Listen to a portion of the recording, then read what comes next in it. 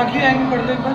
मद पियो अनादि भूल आपे को भले मतवादी। अब देखो स्टार्ट कहाँ से हुआ कि सब जीव अपना कल्याण चाहते हैं।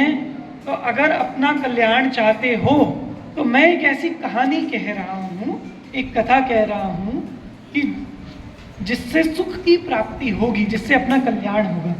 वो कथा स्टार्ट कहाँ से हुई? काल अनंत निगोद मजार भीत्यो एकेंद्रिय तंदार। हम सब की स्टार्टिंग कहाँ से हुई बेटा? आपकी स्टार्टिंग कहाँ से हुई थी? कौन सा काल? दुखमा काल। उससे पहले कहाँ थे आप? याद नहीं है ना? तो और किसी को याद होगा। उससे पहले कहाँ थे? मतलब हम अलग अलग गतियों में हो सकते हैं, पर सभी जीवों का जो ओरिजिन है, सोर्स है, स्टार्टिंग पॉइंट है, वो क्या है? निगोद। सब जीवों का स्टार्टिंग पॉइंट होता है निगोद। और अभी भी निगोद में अनंत जीव पड़े, अभी भी जैसे आलू में जीव होते हैं उस तरह के निगोद के जीव। तो अनंत जीव निगोद में हैं और उसमें बहुत कम जीव बाहर निकल पाते हैं निगोद में से। तो उसमें कोई जीव निगोद में पड़ा है, वहां से कहानी स्टार्ट हुई एक जीव की। और कहानी का एंड कहाँ हुआ? ये पढ़ो। निज माही लोक अलोक गुण करियाई प्रतिबिंब रहिए अनंतानंत काल धनी धन्य है जीव आए रहे रज किए तिन्हें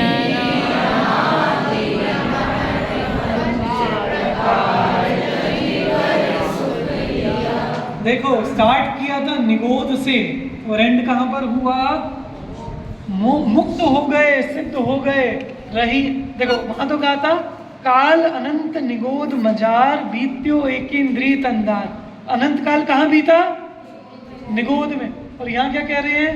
रही हैं अनंता अनंत काल यथा तथा शिव परिणय।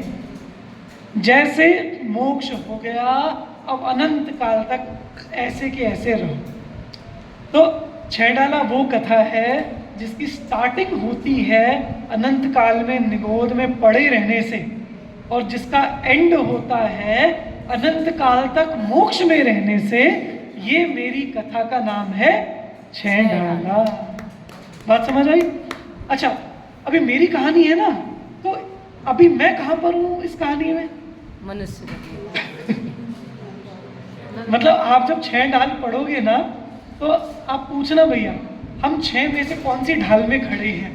अभी मैं आपको कंटेंट बताऊंगा ना। देखो तो ये तो कहानी हो गई। अब इस कहानी को थोड़ा और अपन विस्तार से देखें। ये देखो छह डाला का सार जो है निगोद से सिद्ध की कथा। अब स्टार्ट कहाँ से हुआ है? निगोद। ठीक है, निगोद। हाँ बेटा